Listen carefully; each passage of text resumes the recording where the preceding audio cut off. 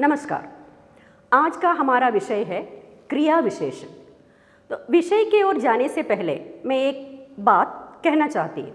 मैंने ये व्याकरण का ये जो विषय है हमारे कैलिकट विश्वविद्यालय के बीए बीएससी जो छात्र है दूसरी भाषा के रूप में हिंदी पढ़ते हैं उन छात्रों के लिए ही है, न कि बीए मुख्य विषय के रूप में हिंदी लेने वाले छात्रों के लिए नहीं है। इसलिए इसके बीच बीच में मैं मलयालम शब्दों का भी प्रयोग करूँगी। तो शुरू करते हैं क्रिया विशेषण।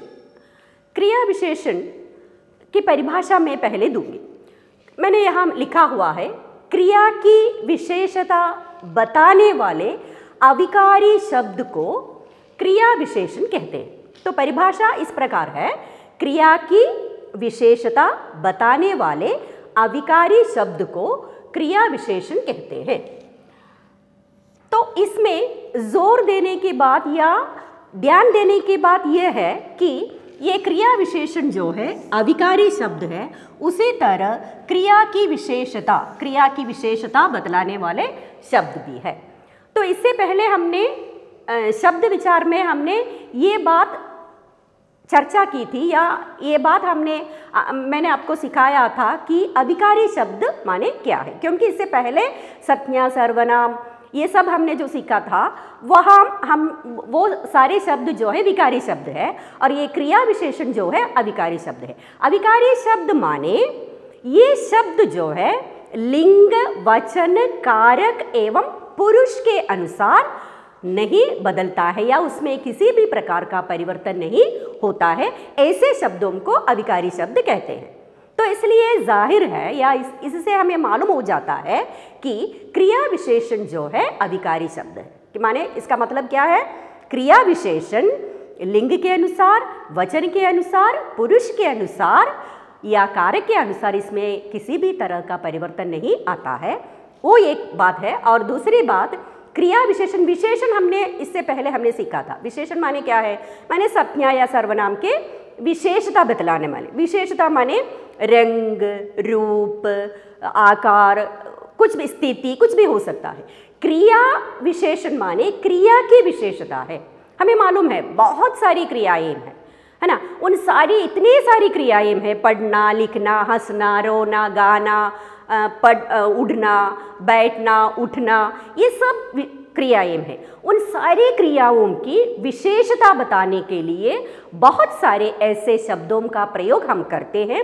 उन शब्दों को हम क्या कहते हैं, क्रिया विशेषण कहते हैं। तो क्रिया विशेषण की परिभाषा इतना ही है और मैं इसे മലയാളം में बता दूंगी कि माने ക്രിയാവിശേഷണം മലയാളത്തിൽ നമ്മൾ ഇത് പഠിക്കുന്നുണ്ട്। ക്രിയാവിശേഷണം എന്ന് പറഞ്ഞാൽ ക്രിയയുടെ വിശേഷത പറയുന്ന അല്ലെങ്കിൽ ക്രിയയുടെ വിശേഷതയെക്കുറിച്ച് പ്രതിപാദിക്കുന്ന വാക്കുകളെയാണ്, ശബ്ദം എന്ന് പറഞ്ഞാൽ വാക്കുകളെയാണ് നമ്മൾ ക്രിയാവിശേഷണം എന്ന് പറയുന്നത്. ഹിന്ദിയിൽ അവികാരി ശബ്ദം എന്ന് പറയുന്ന ഒരു പ്രയോഗമുണ്ട്.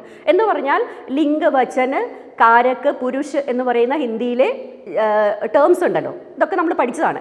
അതിനനുസരിച്ച് മാറ്റങ്ങൾ വരാത്തതിനെയാണ് നമ്മൾ അവികാരി ശബ്ദം എന്ന് പറയുന്നത്. അപ്പോൾ ക്രിയാവിശേഷണം എന്ന് പറഞ്ഞാൽ ഇതാണ്, എന്ന് പറഞ്ഞാൽ ക്രിയയുടെ വിശേഷത. ഉദാഹരണത്തിന് പെൺകുട്ടി മധുരമായി പാടുന്നു. അപ്പോൾ ഇവിടെ പാടുന്നു എന്ന് പറയുന്നത് ക്രിയയാണ്. ആ ക്രിയയെ വിശേഷിപ്പിക്കാൻ നമ്മൾ ഉപയോഗിച്ചാണ് പാടുന്നു എന്ന് പറയുന്നത്. അപ്പോൾ ഇതേപോലെ ഹിന്ദിയിലും മലയാളത്തിലും അല്ലെങ്കിൽ എല്ലാ ഭാഷകളിലും ക്രിയയെ വിശേഷിപ്പിക്കാനായിട്ട് നമ്മൾ ഉപയോഗിക്കുന്ന വാക്കുകളുണ്ട്. ഹിന്ദിയിൽ അതിനെ നമ്മൾ ക്രിയാവിശേഷണം എന്നാണ് പറയുന്നത്. അപ്പോൾ ഹിന്ദി നമ്മൾ ഗ്രാമർ പഠിക്കുമ്പോൾ നമ്മൾ എപ്പോഴും ഇപ്പോൾ സംജ്ഞ പഠിച്ചാലും സർവനാമം പഠിച്ചാലും നമ്മൾ എന്ത് പഠിക്കുമ്പോഴും അതിനെ നമ്മൾ കുറേ ഭാഗങ്ങളായിട്ട് നമ്മൾ ഡിവൈഡ് ചെയ്യുന്നുണ്ട്. ഇനി അത് എങ്ങനെയൊക്കെയാണ് എന്നുള്ളതാണ് ഇനി അടുത്ത ഘട്ടത്തിലേക്ക് നമ്മൾ കടക്കുന്നത്, അല്ലെങ്കിൽ ഇനി അതാണ് ഞാൻ പറഞ്ഞു തരാൻ പോകുന്നത്. അപ്പോൾ അതിനു വേണ്ടി ഞാനിവിടെ കുറേ ഹിന്ദിയിലെ സെൻറ്റൻസുകൾ ഞാനിവിടെ എഴുതാം.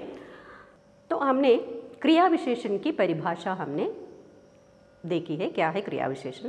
यहाँ मैंने 10-15 वाक्य मैंने यहाँ लिखा हुआ है। देख लीजिए, पहला वाक्य, नौकर दिन भर काम करता है।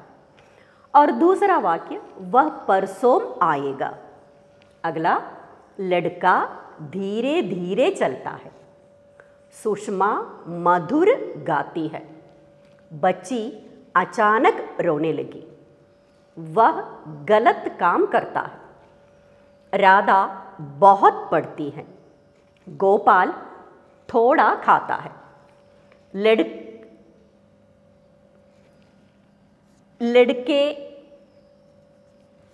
लड़का घर के अंदर चला गया। तुम वहाँ बैठो। आजकल कोविड सर्वत्र व्याप्त है। अच्छे अंक प्राप्त करने के लिए प्रतिदिन पढ़ना चाहिए। इस तरह मैंने बहुत सारे वाक्य लिखा है और एक एक करके हम देखेंगे। पहला वाक्य देखिए, नौकर दिन भर काम करता है। ये काम करता है जो है हमें मालूम है वो क्रिया है।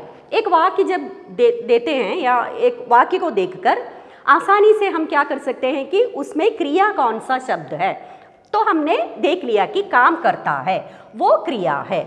कब काम करता है वो कि माने नौकर दिन भर काम करता है। ഇതിൻ്റെ അർത്ഥം അറിയാമല്ലോ മലയാളത്തിൽ, ജോലിക്കാരൻ അല്ലെങ്കിൽ വേലക്കാരൻ ജോലി ചെയ്യുന്നു. എങ്ങനെ? ദിൻഭർ. ദിൻഭർ എന്ന് പറഞ്ഞാൽ ദിവസേന, ദിവസം മുഴുവനും. അപ്പോൾ ജോലി ചെയ്യുന്നു എന്ന് പറയുന്നത് ഒരു ക്രിയയാണ്. അതിനെ വിശേഷിപ്പിക്കാൻ വേണ്ടി നമ്മൾ ഉപയോഗിച്ച വാക്കാണ് ദിൻഭർ എന്ന് പറയുന്നത്. അപ്പോൾ ദിൻഭർ എന്ന് പറയുന്നത് എന്തായി? ക്രിയയെ വിശേഷിപ്പിച്ചത്, അതായത് ക്രിയാവിശേഷണം എന്നുള്ളതായി. ക്ലിയർ ആയില്ലേ ആദ്യത്തെ സെൻറ്റൻസ്? ഇനി രണ്ടാമത്തേത് നോക്കൂ. വ പർസോം ആയേഗ. വ പർസോം ആയേഗ. ആയേഗ മാനെ അത് ക്രിയയാണ്. ആയേഗ എന്ന് പറയുന്നത് ക്രിയയാണ്. എപ്പോഴാണ് വരുന്നത്? പർസോം എന്ന് പറഞ്ഞാൽ മറ്റന്നാളെ. അപ്പോൾ ആയേഗ എന്ന് പറയുന്ന ക്രിയയെ വിശേഷിപ്പിക്കാനായിട്ട് ഇവിടെ ഉപയോഗിച്ചതാണ് പർസോം എന്ന് പറയുന്ന വാക്ക്. അപ്പോൾ പർസോം എന്ന് പറയുന്നത് എന്തായി? ക്രിയാവിശേഷണമായി. രണ്ട് മനസ്സിലായല്ലോ. ഇനി അടുത്തത് മൂന്നാമത്തെ സെൻറ്റൻസ് നോക്കൂ. മൂന്നാമത്തെ വാക്യം, ലഡ്ക ധീരെ ധീരെ ചൽത്താ ഹെ. ചൽത്താ ഹെ എന്ന് പറയുന്നതാണ് ക്രിയ. മനസ്സിലാവുമല്ലോ. എങ്ങനെയാണ്? ധീരെ ധീരെ ചൽത്താ ഹെ. ഇനി അടുത്തത് നോക്കൂ. സുഷമ മധുർ ഗാത്തി ഹെ. സുഷമ മധുരമായി പാടുന്നു. എങ്ങനെയാണ് പാടുന്നത്? അപ്പം ഗാത്തി ഹെ എന്ന് പറയുന്നത് ക്രിയയാണ്. എങ്ങനെയാണ്? മധുർ ഗാത്തി ഹെ. അപ്പോൾ മധുർ എന്ന് പറയുന്നതാണ് ക്രിയാവിശേഷണം എന്ന് പറയുന്നത്. ഇനി അടുത്ത നോക്കൂ. ബച്ചി അചാനക് രോനെ ലഗി. കുട്ടി പെട്ടെന്ന് കരയാൻ തുടങ്ങിയെന്നാണ്. അപ്പോൾ ഈ രോനെ ലഗി എന്ന് പറയുന്നതാണ് ക്രിയ. അതിൽ യാതൊരു സംശയവുമില്ല. അചാനക് രോനെ ലഗി അല്ലെങ്കിൽ ജോർ സെ രോനെ ലഗി എന്നൊക്കെ പറയുമ്പോൾ ആ വാക്കാണ് നമ്മൾ ക്രിയാവിശേഷണം എന്ന് പറയുന്നത്. ഇനി വഹ് ഗലത് കാം കർത്താ ഹെ. കാം കർത്താ ഹെ എന്ന് പറയുന്നത് ക്രിയയാണ്. എങ്ങനെയുള്ള ജോലിയാണ് ചെയ്യുന്നത്? ഗലത് കാം കർത്താ ഹെ. അപ്പോൾ അവിടെ ഗലത് എന്ന് പറയുന്നതാണ് ക്രിയാവിശേഷണം എന്ന് പറയുന്നത്. ഇനി അടുത്തത് നോക്കൂ. രാധ ബഹുത് പഠിത്തി ഹെ. രാധ വളരെയധികം എന്ത് ചെയ്യുന്നു? പഠിക്കുന്നു. അപ്പോൾ പഠിക്കുന്നു, പഠിത്തി എന്ന് പറയുന്നതാണ് ക്രിയ എന്ന് പറയുന്നത്. और बहुत जो शब्द है क्रियाविशेषण है. अगला वाक्य देख लीजिए. गोपाल थोड़ा खाता है. गोपाल വളരെ കുറച്ച് മാത്രമേ ഭക്ഷണം കഴിക്കുന്നുള്ളൂ. ഖാത്താ ഹെ എന്ന് പറയുന്നതാണ് ക്രിയ. ഖാത്താ ഹെ ക്രിയ. और कितना खाता है? थोड़ा खाता है. വളരെ കുറച്ച് മാത്രമേ കഴിക്കാറുള്ളൂ. അപ്പോൾ थोड़ा എന്ന് പറയുന്ന വാക്കാണ് ഇവിടെ ക്രിയാവിശേഷണം എന്ന് പറയുന്നത്. അതേപോലെ ലഡ്ക ഘർ കെ അന്തർ ചലാ ഗയ. ചലാ ഗയ അത് ക്രിയാവിശേഷൻ. ചലാ ഗയ ക്രിയാവിശേഷൻ. അന്തർ എന്ന് പറയുന്നതാണ്, സോറി, ചലാ ഗയ എന്ന് പറയുന്നത് ക്രിയയും അന്തർ എന്ന് പറയുന്നത് ക്രിയാവിശേഷനാണ്. ഇനി തും വഹാം ബൈഠോ. ബൈഠോ മാനെ ഇരിക്കുക. ബൈഠോ ക്രിയ ഹെ. കഹാം ബൈഠന ഹെ. എവിടെയാണ് ഇരിക്കേണ്ടത്? വഹാം. ഓ വഹാം എന്ന് പറയുന്നത് ക്രിയാവിശേഷനാണ്. ഇനി ആജ്കൽ കോവിഡ് സർവത്ര വ്യാപ്ത് ഹെ. അപ്പോൾ വ്യാപ്ത് ഹെ, വ്യാപിച്ചിരിക്കുന്നു എന്ന് പറയുന്നത് ക്രിയയും എവിടെയാണ്? സർവത്ര എന്ന് പറയുന്നത് ക്രിയാവിശേഷനുമാണ്. अच्छे अंक प्राप्त करने के लिए प्रतिदिन पढ़ना चाहिए. നല്ല മാർക്ക് കിട്ടണമെങ്കിൽ കിട്ടുന്നതിന് വേണ്ടി പ്രതിദിൻ പഠനാ ചാഹിയേ, എല്ലാ ദിവസവും പഠിക്കണം. तो പഠനാ ചാഹിയേ എന്ന് പറയുന്നതാണ് ക്രിയ. അതിൽ പ്രതിദിൻ എന്ന് പറയുന്നതാണ് ക്രിയാവിശേഷൻ എന്ന് പറയുന്നത്. നൗക്കർ ദിൻ ഭർ കാം കർത്താ ഹെ. വഹ് പർസോം ആയേഗ. ഈ രണ്ട് സെന്റൻസ് നോക്കൂ. കാം കർത്താ ഹെ, ദിൻഭർ കാം കർത്താ ഹെ. ഈ ദിൻഭർ എന്ന് പറയുന്നതും വ പർസോം ആയേഗ. ആയേഗ എന്ന് പറയുന്ന വരും എന്നുള്ളത് എപ്പോഴാണ്? കബ് ആയേഗ? പർസോം ആയേഗ. അപ്പോൾ ഈ പർസോം എന്ന് പറയുന്നത് എന്തിനെയാണ്? സമയത്തിനെ കുറിക്കുന്നതാണ്. എപ്പോഴാണ് വരുന്നത്? പർസോം. പർസോം ആയേഗ. അപ്പോൾ അത് എന്തിനെ കുറിക്കുന്നു? നമുക്ക് വേണമെങ്കിൽ പറയാം അത് എന്തിനെ കുറിക്കുന്നത്? സമയത്തിനെ കുറിക്കുന്നതാണ്. അപ്പോൾ നമുക്ക് ഇവിടെ സമയം അല്ലെങ്കിൽ നമ്മൾ എന്താ പറയുന്നത്? കാലെന്ന് പറയും അല്ലേ? അതിനെ കുറിക്കുന്നതാണ്. അത് ഞാനിപ്പോൾ അവിടെ എഴുതിയിരിക്കുന്നു ഒന്നാമത്തതായിട്ട്. ഇനി അടുത്തത് നോക്കൂ. ലഡ്ക ധീരെ ധീരെ ചൽത്താ ഹെ. ധീരെ ധീരെ ചൽത്താ ഹെ എന്ന് പറഞ്ഞാൽ എങ്ങനെയാണ് നടക്കുന്നത്? പതുക്കെ പതുക്കെയാണ് നടക്കുന്നത്. അപ്പോൾ ആ നടക്കുന്നതിൻ്റെ ഒരു രീതിയാണ് ധീരെ ധീരെ അല്ലേ? നടക്കുന്ന ഒരു സ്റ്റൈൽ, അല്ലെങ്കിൽ തേസ് ദൗഡ്താ ഹെ, ധീരെ ധീരെ ചൽത്താ ഹെ. അതേപോലെ അടുത്ത സെൻറ്റൻസിൽ നോക്കൂ, സുഷമ മധുർ ഗാത്തി ഹെ, മധുരമായി പാടുന്നു. ആ പാടുന്ന ഒരു രീതി എങ്ങനെ പാടുന്നത്? മധുരമായിട്ട് പാടുന്നു അല്ലെങ്കിൽ മോശമായിട്ട് പാടുന്നു.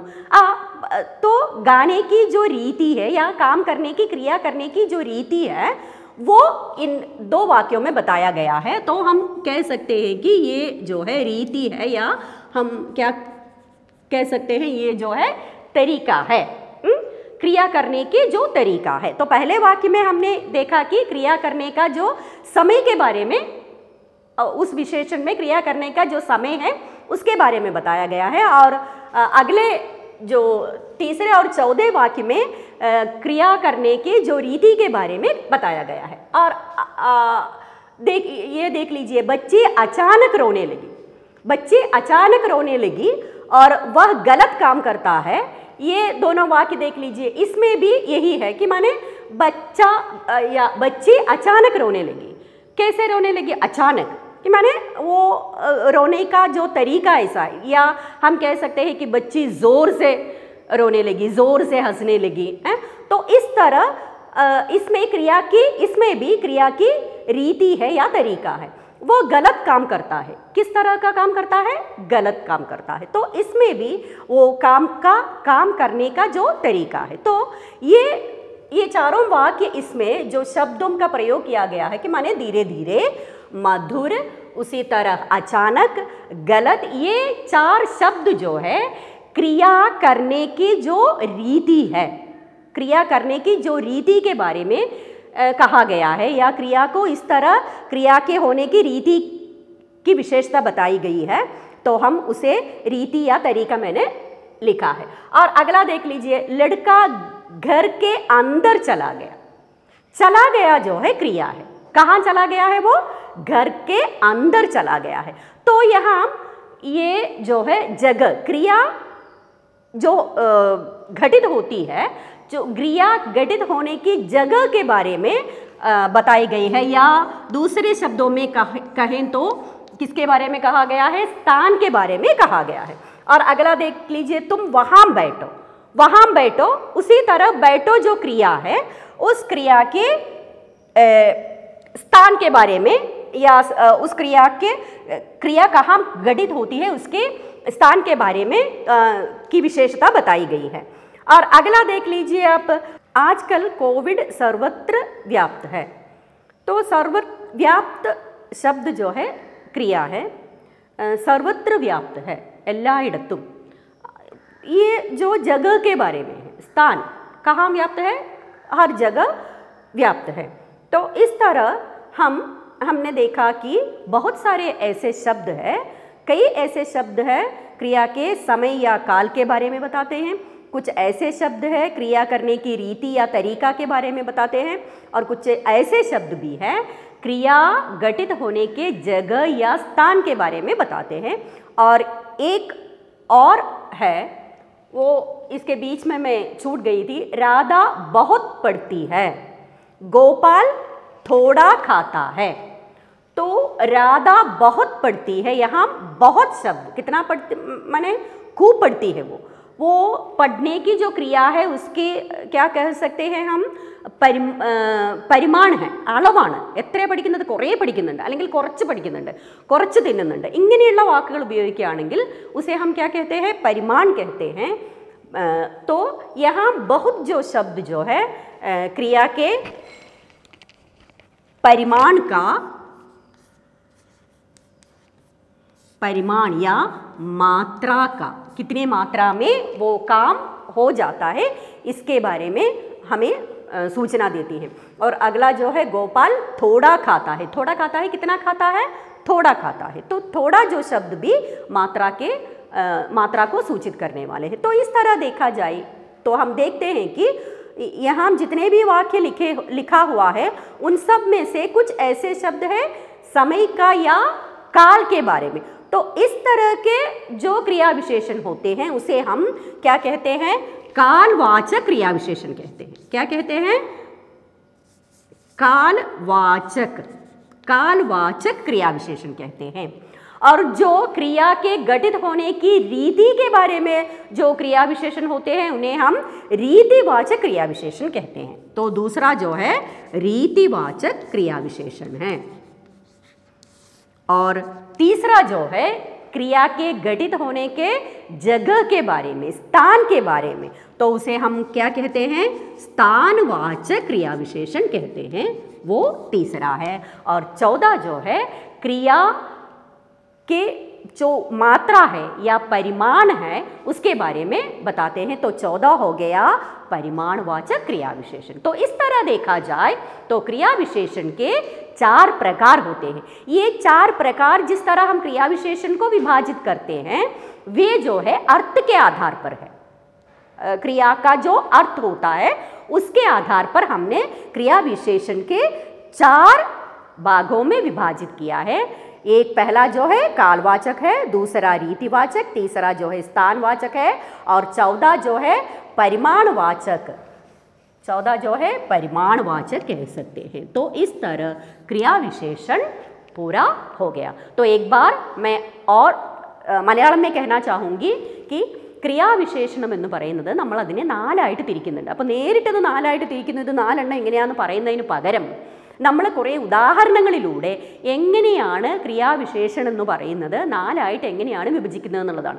ഇപ്പോൾ ആദ്യത്തെ 1-2 സെൻറ്റൻസ് നോക്കിക്കഴിഞ്ഞിട്ടുണ്ടെങ്കിൽ അതിനകത്ത് നിന്ന് ക്രിയ നടക്കുന്ന സമയത്തെക്കുറിച്ചാണ് നമുക്ക് ഒരു ബോധമുണ്ടാകുന്നത്. ക്രിയ നടക്കുന്നത് പർസോം അല്ലെങ്കിൽ ദിൻഭർ, ദിവസം മുഴുവൻ എന്ന് പറയുമ്പോൾ സമയമാണത്.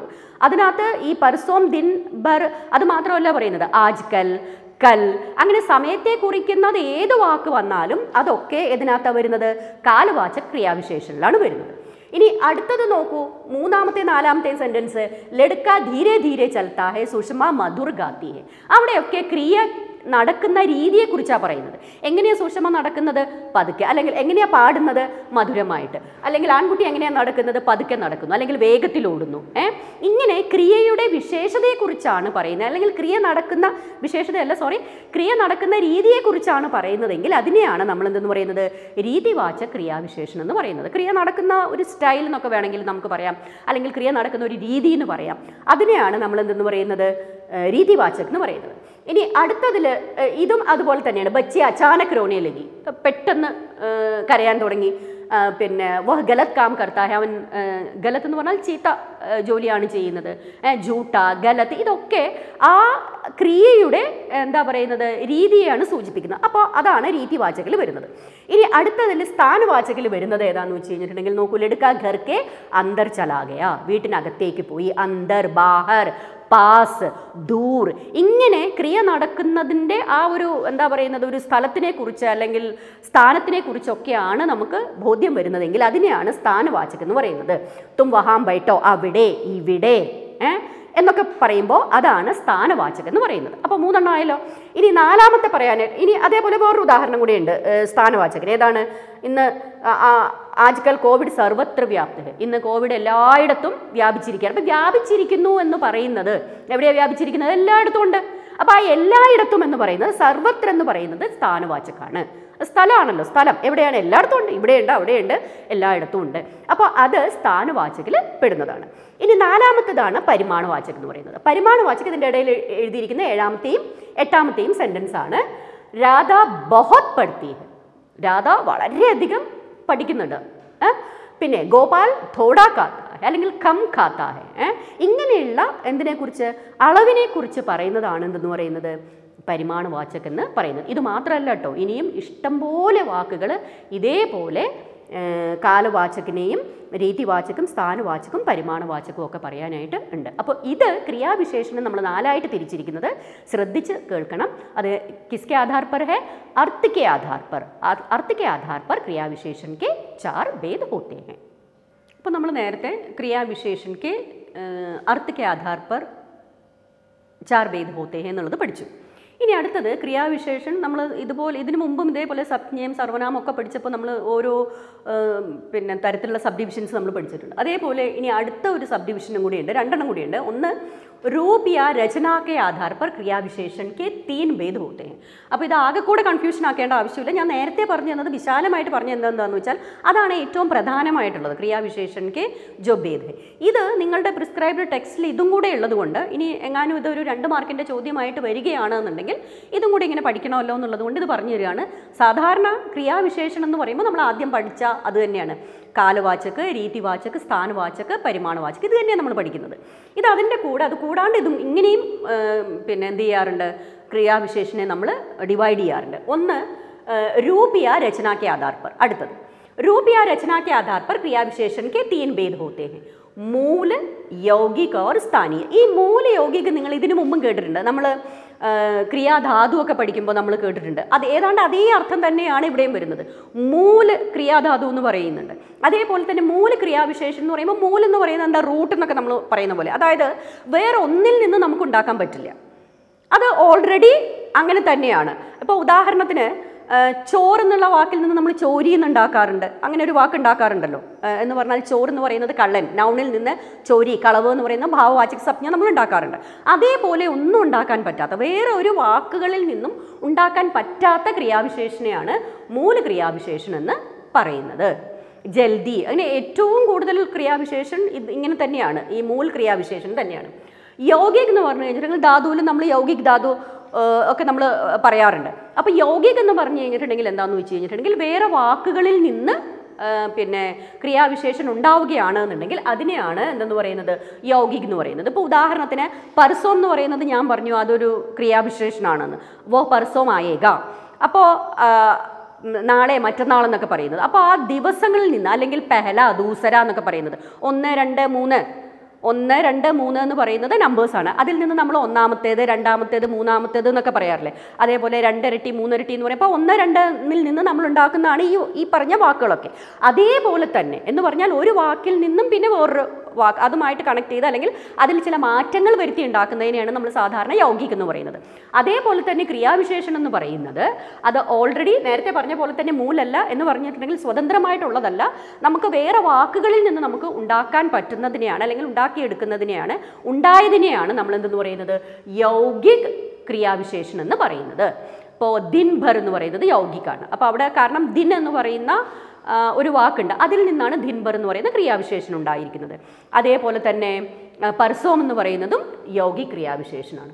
പിന്നെ സ്ഥാനീയ എന്ന് പറഞ്ഞു കഴിഞ്ഞിട്ടുണ്ടെങ്കിൽ എന്താണെന്ന് വെച്ച് കഴിഞ്ഞിട്ടുണ്ടെങ്കിൽ ഇപ്പോൾ നമ്മൾ സാധാരണ അതാത് പ്രദേശങ്ങളിൽ നമ്മൾ ഉപയോഗിക്കുന്ന, അത് സാധാരണ നമ്മളെ സംബന്ധിച്ചിടത്തോളം അത്ര പ്രാക്ടിക്കലായിട്ട് ഉപയോഗത്തിൽ ഉണ്ടാവില്ല, എന്നാലും നമ്മൾ പുസ്തകങ്ങളിലൊക്കെ വായിക്കുമ്പോൾ അതിനകത്ത് ഉണ്ടാകുന്നതാണ് ഖാ കായേക. അപ്പോൾ ഖാക്ക് ആയേക എന്ന് പറഞ്ഞാൽ ആയേക എന്ന് പറയുന്ന ആ വാക്കിനെ നമ്മൾ വിശേഷിപ്പിക്കുന്നതാണ്. പിന്നെ വന്നത് തന്നെ എന്ന് നമ്മൾ പറയാറില്ലേ. അപ്പോൾ വരിക എന്ന് പറയുന്നതിനെ പിന്നെ വന്നത് തന്നെ എന്ന് പറയുന്നത് പോലെ തന്നെ ഖാക്ക് ആയേക എന്ന് പറയുമ്പോൾ ആ ഖാക്ക് എന്ന് പറയുന്നത് ഇവിടെ സ്ഥാനീയ ക്രിയാവിശേഷനായിട്ടാണ് നമ്മൾ ഉപയോഗിക്കുന്നത്. അപ്പോൾ ഇതാണ് നമ്മൾ रूप या रचना के आधार पर ഈ ക്രിയാവിശേഷൻ്റെ सब डिविजन എന്ന് പറയുന്നത്. ഇനി അടുത്തത് प्रयोग के विचार पर या प्रयोग के आधार पर क्रियाविशेषण के 3 भेद होते हैं. ഒന്ന് സാധാരൺ, രണ്ടാമത്തേത് സംയോജക്, മൂന്നാമത്തേത് അനുബന്ധ്. प्रयोग के आधार पर നമ്മൾ 3 ആയിട്ട് പറഞ്ഞു. प्रयोग के आधार पर क्रियाविशेषण के 3 भेद होते हैं, साधारण, സംയോജക് और അനുബന്ധ്. സാധാരണ മാനെ സാധാരണ ആ വാക്കിൽ നിന്ന് തന്നെയാണ് സാധാരണയായിട്ട് നമ്മൾ ഉപയോഗിക്കുന്ന എല്ലാ ക്രിയാവിശേഷനും ഇതിനകത്ത് തന്നെയാണ് വരുന്നത്. ചില എത്രയൊക്കെ ക്രിയാവിശേഷം നമ്മൾ വരുന്നുണ്ട് അതൊക്കെ ഇതിനകത്ത് വരും. ഇത് ഈ 2 കാറ്റഗറിയിൽ വളരെ കുറച്ച് ക്രിയാവിശേഷൻ മാത്രമേ വരുള്ളൂ. സംയോജക ക്രിയാവിശേഷൻ എന്ന് പറയുമ്പോൾ അതിനകത്ത് 2 സെൻറ്റൻസുകളെ അല്ലെങ്കിൽ ഉപവാക്യം എന്ന് പറയും. അതിനിപ്പോൾ മലയാളത്തിൽ നമ്മൾ ഉപവാക്യം എന്നുള്ളതിന് കറക്റ്റായിട്ടുള്ള വാക്ക് എനിക്ക് നമ്മൾ സാധാരണ അറിയില്ല. എന്ന് പറഞ്ഞാൽ 2 ചെറിയ വാക്യങ്ങളെ യോജിപ്പിക്കാൻ വേണ്ടി നമ്മൾ ഉപയോഗിക്കുന്ന ക്രിയാവിശേഷനാണ് സംയോജക ക്രിയാവിശേഷൻ എന്ന് പറയുന്നത്. ജോ കരോഗെ വഹ് ബരോഗെ. അതുപോലെ തന്നെ അനുബദ്ധ എന്ന് പറഞ്ഞു കഴിഞ്ഞിട്ടുണ്ടെങ്കിൽ എങ്ങനെയാണെന്ന് വെച്ച് കഴിഞ്ഞിട്ടുണ്ടെങ്കിൽ എന്തെങ്കിലും ഒരു കാര്യം നമ്മൾ സ്ട്രെസ് ചെയ്ത്, ഇപ്പോൾ ഉദാഹരണത്തിന് ഇസേ തും അപ്നാ ഹി സംചോ അങ്ങനെയൊക്കെ പറയുകയാണെങ്കിൽ ഇസേ തും അപ്നാ ഹി സംചോ, ഈ സമച്ന എന്ന് പറയുന്നതാണ് എന്താണ് ക്രിയ എന്ന് പറയുന്നത്, അതിനെ വിശേഷിപ്പിക്കുന്നതാണ് അപ്നാഹി എന്ന് പറയുന്നത്. അപ്പോൾ ആ അതിനെ ഒന്ന് സ്ട്രെസ് ചെയ്യാൻ വേണ്ടി, കുറച്ച് ഉറപ്പിക്കാൻ വേണ്ടി നമ്മൾ ഉപയോഗിക്കുന്ന വാക്കുകളുണ്ട്. വളരെ കുറച്ച് എണ്ണ ഈ കാറ്റഗറിയിലൊക്കെ വരുള്ളൂ. ഇതാണ് എന്തു പറയുന്നത്, മൂന്നാമത്തെ കാറ്റഗറിയിൽ വരുന്നത്. അപ്പോൾ ഒന്നും കൂടെ പറയാം, प्रयोग के विचार पर या प्रयोग के आधार पर क्रिया विशेषण के 3 भेद होते हैं. साधारण क्रिया विशेषण, साधारण क्रिया विशेषण माने जो क्रिया विशेषण हम साधारण रूप से, जिस तरह जल्दी, धीरे धीरे, आसान, इस तरह जितने भी क्रिया विशेषणों का प्रयोग हम करते हैं उसे हम साधारण क्रिया विशेषण कहते हैं. दूसरा जो है संयोजक. संयोजक क्रिया विशेषण माने दो वाक्यों को या उपवाक्यों को जोड़ने के लिए क्रिया विशेषण जिसका प्रयोग करते हैं उसे हम संयोजक क्रिया विशेषण कहते हैं. और तीसरा जो है अनुबंध. अनुबंध माने निश्चय करने के लिए, उदाहरण के लिए इसे तुम अपना ही समझो. समझो यहाँ क्रिया है, अपना ही माने क्रिया विशेषण है. तो यहाँ ये क्रिया जो घटित हो रही है उसे कुछ निश्चय करने के लिए जिस शब्द का प्रयोग किया गया है उसे हम अनुबद्ध क्रिया विशेषण कहते हैं. धन्यवाद. आज का हमारा विषय है वाच्य. अंग्रेजी में इसे वॉइस कहते हैं. മലയാളത്തിൽ ഇതിനെ പ്രയോഗം എന്ന് പറയും. ചിലപ്പോൾ നിങ്ങൾ അധികം കേട്ടിരിക്കാൻ വഴിയില്ല മലയാളത്തിൽ, കാരണം ഇപ്പോൾ സ്കൂളുകളിലൊന്നും ഈ മലയാളം ഗ്രാമറൊന്നും ഇത്ര പഠിപ്പിക്കാത്തതുകൊണ്ട്. कर्मणि प्रयोग, कर्तरी प्रयोग इങ്ങനെ പറയുമ്പോൾ ചിലപ്പോൾ ഓർത്തിരിക്കുമായിരിക്കും. हिंदी में वाच्य किसे कहते हैं, वाच्य की परिभाषा क्या है, सबसे पहले हम उसके ओर चले जाएंगे. क्रिया के जिस रूपांतर से यह पता चलता है कि वाक्य में क्रिया द्वारा किए गए विधान का मुख्य विषय कर्ता है, कर्म है या केवल भाव है, उसे हम वाच्य कहते हैं. അപ്പോൾ വാച്യം എന്ന് പറഞ്ഞാൽ ഇതാ പറഞ്ഞിരിക്കുന്നത്. എന്ന് പറഞ്ഞാൽ എന്താണ്, क्रिया के उस रूप से, जिस रूप से ये पता चलता है कि क्रिया उसका मुख्य विषय क्या है. तो वाच्य क्रिया का एक रूप है और क्रिया के उस रूप से हमें ये पता चलता है कि क्रिया का मुख्य विषय जो है कर्ता है, कर्म है या भाव है. अगर क्रिया मुख्य विषय किसका, माने क्रिया द्वारा किए गए विधान का, क्रिया द्वारा किए गए विधान का मुख्य विषय जो है अगर कर्ता है तो उसे हम कर्तृवाच्य कहते हैं. अगर कर्म है तो उसे हम कर्मवाच्य कहते हैं. अगर कर्ता और कर्म नहीं बल्कि बिल्कुल भाव है, केवल भाव ही है, तो उसे हम भाववाच्य कहते हैं. ഇംഗ്ലീഷിലാണെങ്കിൽ ഇത് രണ്ടേ ഉള്ളൂ, ആക്റ്റീവ് വോയിസും പാസീവ് വോയിസും. മലയാളത്തിലാണെങ്കിലും രണ്ടെണ്ണേ ഉള്ളൂ, കർത്തരി പ്രയോഗവും കർമ്മണി പ്രയോഗവും എന്ന് പറയുന്നത്. ഹിന്ദിയിൽ പക്ഷേ കർത്തരി കർമ്മണി അല്ലാണ്ട് ഒന്നും കൂടി ഉണ്ട് എന്ന് പറഞ്ഞാൽ ആക്റ്റീവും പാസീവും അല്ലാണ്ട് ചൽ കർത്തൃവാച്യ, കർമ്മവാച്യ, പിന്നെ ഒന്ന് മൂന്നാമത്തതാണ് ഭാവവാച്യം എന്ന് പറയുന്നത്. അപ്പോൾ ഇതിൻ്റെ പരിഭാഷ അല്ലെങ്കിൽ ഡെഫിനിഷൻ പഠിക്കുക എന്നുള്ളത് മാത്രമല്ല, ഒരു സെൻറ്റൻസ് കണ്ടു കഴിഞ്ഞിട്ടുണ്ടെങ്കിൽ അത് കർത്തൃവാച്യമാണ്, സെൻറ്റൻസാണ്. ഒരു സെൻറ്റൻസ് കണ്ടാൽ നമുക്ക് തിരിച്ചറിയാൻ സാധിക്കണം അത് കർത്തൃവാച്യത്തിലാണോ കർമ്മവാച്യത്തിലാണോ അതോ ഭാവവാച്യത്തിലാണോ എഴുതിയിരിക്കുന്നത്. ആ ക്രിയ കണ്ടാലാണ് നമുക്ക് മനസ്സിലാവുക, അല്ലെങ്കിൽ സാധാരണ ക്രിയ കണ്ടാലാണ് മനസ്സിലാവുക. പക്ഷേ ഇവിടെ നമുക്ക് ഒന്ന് രണ്ട് ടെക്നിക്കുകൾ നോക്കിയിട്ട്, സെൻറ്റൻസ് ഇങ്ങനെ കുറേ എഴുതിയിട്ട് അതിനകത്ത് ഒന്ന് രണ്ട് കാര്യങ്ങൾ ഇങ്ങനെ ശ്രദ്ധിച്ചു കഴിഞ്ഞിട്ടുണ്ടെന്നുണ്ടെങ്കിൽ ഇനി ഡെഫിനിഷനെ കുറിച്ച് വ്യക്തമായിട്ടുള്ള ധാരണയില്ലെങ്കിലും നമുക്ക് കൃത്യമായിട്ട് അറിയാൻ സാധിക്കും അത് കർത്തൃവാച്യമാണോ കർമ്മവാച്യമാണോ ഭാവവാച്യമാണോ. സാധാരണ ഇപ്പോൾ നമുക്ക് സിലബസ് ഇപ്പോൾ കുറച്ച് മാറിയിട്ടുണ്ട്. സാധാരണ ചോദിക്കാറ് വാച്യ കിസേ കഹത്തെ ഹേ, കിത്തനെ ഭേദ് ഹോത്തെ ഹേ, പിന്നെ കർത്തൃവാച്യയിൽ ഒരു സെൻറ്റൻസ് തരും, അതിനെ കർമ്മവാച്യയിലേക്ക് മാറ്റാനൊക്കെയാണ് സാധാരണ ചോദിക്കാറ്. ഇനി അഥവാ ഒന്നോ രണ്ടോ സെൻറ്റൻസ് തന്നിട്ട് അത് ഏത് വാച്യമാണെന്ന് ചോദിച്ചാൽ പിന്നെ അത് കർത്തൃവാച്യമാണോ കർമ്മവാച്യമാണോ എന്ന് തിരിച്ചറിയുകയും കൂടെ വേണ്ടി വരും. കാരണം എന്താണെന്ന് വെച്ച് കഴിഞ്ഞിട്ടുണ്ടെങ്കിൽ ഇടയ്ക്ക് ലിംഗ് വചൻ എന്ന് പറയുമ്പോഴും ചിലപ്പോൾ അങ്ങനെ വരാറുണ്ട്.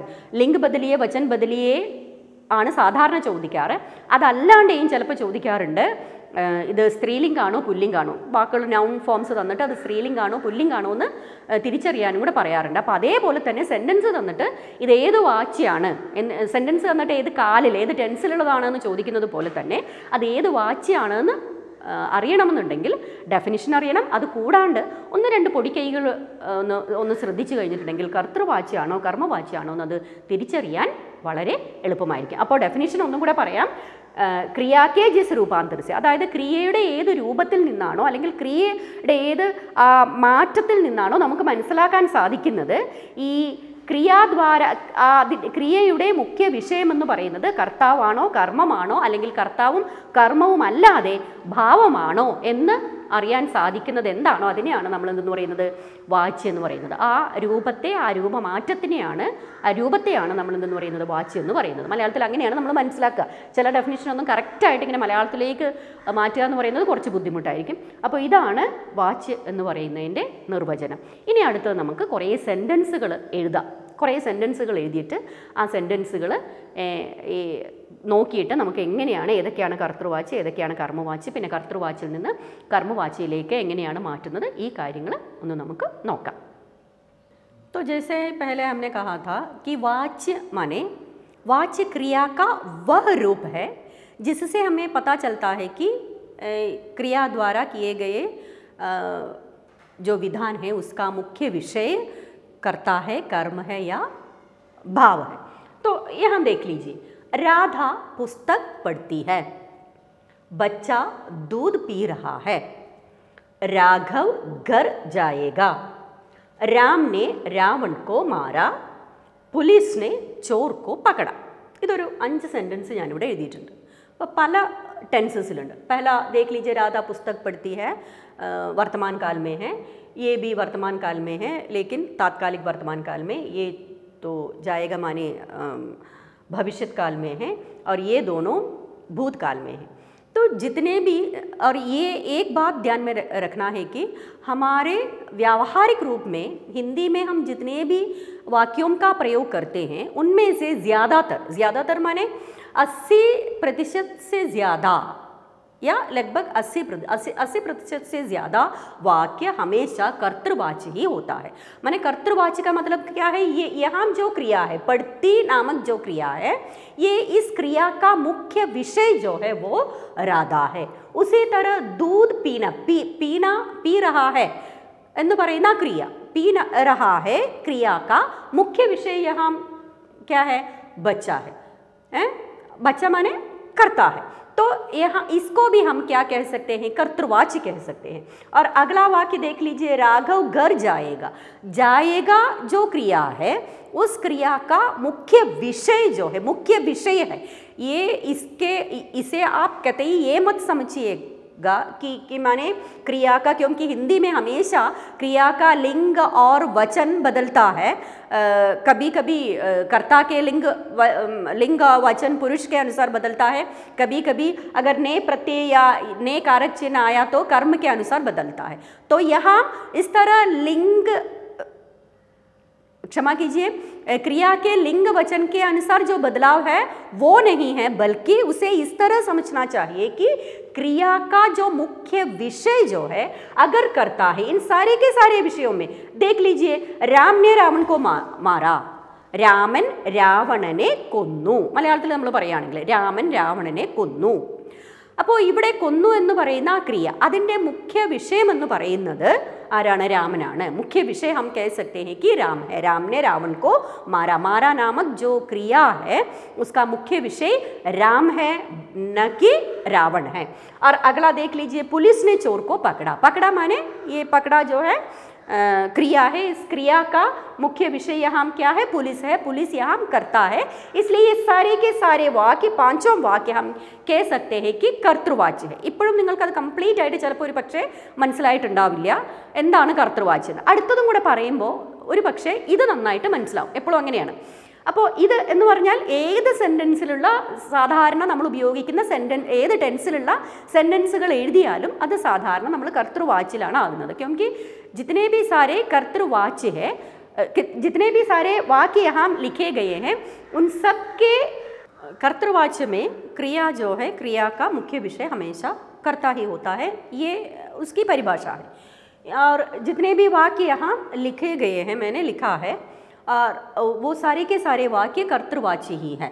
എന്ന് പറഞ്ഞാൽ ഇവിടെ എഴുതിയിട്ടുള്ള ഈ സെൻറ്റൻസുകളൊക്കെ, ഈ വാക്യങ്ങളൊക്കെ കർത്തൃവാച്യമാണ്. എന്ന് പറഞ്ഞാൽ ഏത് ടെൻസിലും എഴുതിയ, ഇപ്പോൾ പ്രസൻറ്റ് ടെൻസിൽ എഴുതിയതുണ്ട്, പാസ്റ്റ് ടെൻസിൽ എഴുതിയതുണ്ട്, ഫ്യൂച്ചർ ടെൻസിൽ എഴുതിയിട്ടുണ്ട്. ഇതെല്ലാം കർത്തൃവാച്യൻ്റെ ആ ഒരു കാറ്റഗറിയിലാണ് നമ്മൾ പെടുത്തുന്നത്. അടുത്തതും കൂടെ പറഞ്ഞാലേ നിങ്ങൾക്ക് ഒരു പക്ഷേ ഇത് എന്താണെന്ന് കുറച്ചും കൂടെ ക്ലിയർ ആയിട്ട് മനസ്സിലാവുകയുള്ളൂ. വെറുതെ ഡെഫിനിഷൻ നോക്കി കഴിഞ്ഞിട്ടുണ്ടെങ്കിൽ അത് മനസ്സിലാവില്ല. അടുത്തതും കൂടെ പറഞ്ഞിട്ട് പിന്നെ അവസാനം ഞാൻ 1-2 പൊടിക്കൈകൾ അതെങ്ങനെയാണ് തിരിച്ചറിയുന്നതെന്നുള്ളത് പറഞ്ഞു തരാം. ഇനി അടുത്തത് നോക്കൂ. രാധാ കി ദ്വാര പുസ്തക് പഠി ജാത്തി ഹൈ. राधा के द्वारा पुस्तक पढ़ी जाती है. यहाँ पढ़ी जाती है എന്ന് പറയുന്നതാണ് ക്രിയ. पढ़ी जाती है क्रिया है. ये पढ़ी जाती है क्रिया का मुख्य विषय यहाँ राधा नहीं है बल्कि क्या है, पुस्तक है. तो यह इसे हम क्या कहते हैं, कर्मवाच्य कहते हैं. क्योंकि അത് അറിയാലോ, നേരത്തെ പറഞ്ഞു തന്നാണ്. ഒരു സെൻറ്റൻസ് തന്നാൽ അതിനകത്ത് ക്രിയ ഏതാണെന്ന് അറിയാനും കർത്താവ് ഏതാണെന്ന് അറിയാനും കർമ്മം ഏതാണെന്ന് അറിയാനുമായിട്ട് പിന്നെ എളുപ്പ വഴിയുണ്ട്. അത് ഞാൻ നേരത്തെ പറഞ്ഞു തന്നതാണ്. എങ്ങനെയാണ് ക്രിയയോട് എന്ത് ചോദിച്ചാലാണ് നമുക്ക് കർത്താവ് ഉത്തരമായിട്ട് കിട്ടുന്നത്, എന്ത് ചോദിച്ചാലാണ് കർമ്മം ഉത്തരമായിട്ട് കിട്ടുന്നതെന്നൊക്കെ നമ്മൾ നേരത്തെ പഠിച്ച കാര്യങ്ങളാണ്.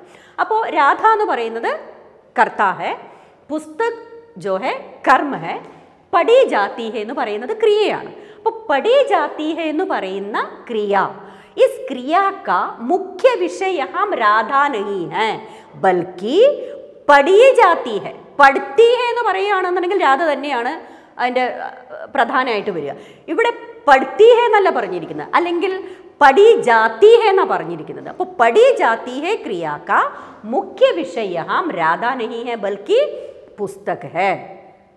പിന്നെ അടുത്ത നോക്കൂ. ബच्चे के द्वारा दूध पिया जा रहा है. ये पिया जा रहा है, पिया जा रहा है എന്ന് പറയുന്ന ഈ ക്രിയ, इस क्रिया का मुख्य विषय बच्चा नहीं है. അപ്പം നിങ്ങൾ ചിലപ്പോൾ തിരിച്ചൊരു ചോദ്യം ചോദിക്കും, ടീച്ചർ ഏത് പിന്നെ കുടിക്കുന്നത് കുട്ടി തന്നെയല്ലേ എന്ന്. കുട്ടി പാല് കുടിക്കുന്നു എന്നല്ല പറഞ്ഞിരിക്കുന്നത്, അതിൻ്റെ അർത്ഥം അങ്ങനെയല്ല. ഇതിവിടെ അർത്ഥം അതാണ്. ബच्चा दूध पी रहा है, बच्चा दूध पी रहा है, पी रहा है जो क्रिया है उसका मुख्य विषय बच्चा ही है.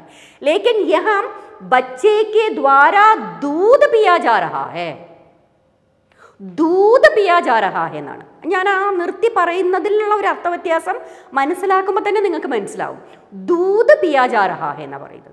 तो यहाँ पिया जा रहा है जो क्रिया है उसका मुख्य विषय या उस क्रिया का जो मुख्य विधान जो है, मुख्य व्यवहार जो है, वो बच्चा नहीं है बल्कि क्या है, दूध है. उसका उस क्रिया का मुख्य विषय कह सकते हैं या मुख्य विधान हम कह सकते हैं. वो जो है बच्चा नहीं है बल्कि दूध है. അതേപോലെ തന്നെ പതംഗ് ഉഡ് രഹി ഹെ. പതംഗ് ഉഡ് രഹി ഹെ എന്നാണ് പറയുന്നത്. പട്ടം പറക്കുന്നു. അപ്പോൾ ഇവിടെ ഒരു കാര്യം ഇതിൽ നിന്നൊക്കെ ഡിഫറൻ്റ് ആണ്. ഇവിടെ നോക്കൂ, കോമൺ ആയിട്ട് നമുക്ക് രാധാ കെ ദ്വാര, ബच्चे കെ ദ്വാര, ഒരു കെ ദ്വാര എന്ന് പറയുന്ന വാക്ക് വന്നിട്ടുണ്ട്. ഇവിടെ അതൊന്നുമില്ല. എന്നാലും ഇത് കർത്തൃവാച്യം എന്ന് പറയാനേ നമുക്ക് സാധിക്കുകയുള്ളൂ. കാരണം പതംഗ് ഉഡ് രഹി ഹെ, പട്ടം പറക്കുകയാണ്. അപ്പോൾ പട്ടം താനെ പറക്കില്ല. പതംഗ് ഉഡ് രഹി ഹെ എന്ന് പറയുമ്പോൾ അവിടെ പറപ്പിക്കാനായിട്ട് ആരെങ്കിലുമൊക്കെ ഉണ്ടായിരിക്കും. അവിടെ ആരാണ് എന്നുള്ളത് ഇവിടെ പറഞ്ഞിട്ടുമില്ല. അപ്പോൾ പതംഗ് എന്ന് പറയുന്നത് കർമ്മമാണ് അവിടെ. അപ്പോൾ ഈ കർമ്മ ഇതിനാണ് അവിടെ എന്ത് വന്നിരിക്കുന്നത്, ഉഡ് രഹി ഹെ എന്ന് പറയുന്ന ആ ക്രിയ, ഉഡ് രഹി ഹെ जो क्रिया है उसका मुख्य विषय पतंग है. इसलिए इसे भी हम क्या कह सकते हैं, कर्मवाच्य कह सकते हैं. तो कर्मवाच्य हम कैसे पहचानेंगे, कर्मवाच्य माने क्रिया का जो मुख्य विधान, मुख्य विषय, मुख्य व्यवहार जो है अगर कर्म है तो उसे हम क्या कह सकते हैं, कर्मवाच्य कह सकते हैं. इन्हीं അടുത്തത് നോക്കൂ. मुझसे बैठा नहीं जाता, हमसे चुप रहा नहीं जाता. मुझसे बैठा नहीं जाता, बैठा नहीं जाता.